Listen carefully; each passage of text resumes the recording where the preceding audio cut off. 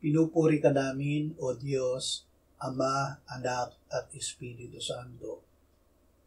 Salamat, Ama, na ibinigay mo sa amin si Jesus na iyong anak, na namatay para sa aming kasalanan, iyong muling binuhay, iniakyat at iniluklok sa iyong kanan sa langit.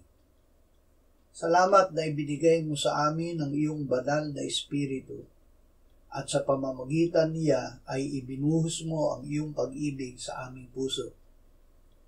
Ama, ingatan mo ang aming mga puso at pag-iisip ng iyong kapayapaan. Bigyan mo kami ng pagpapasya at kakayahan na huwag mabalisa sa anumang bagay.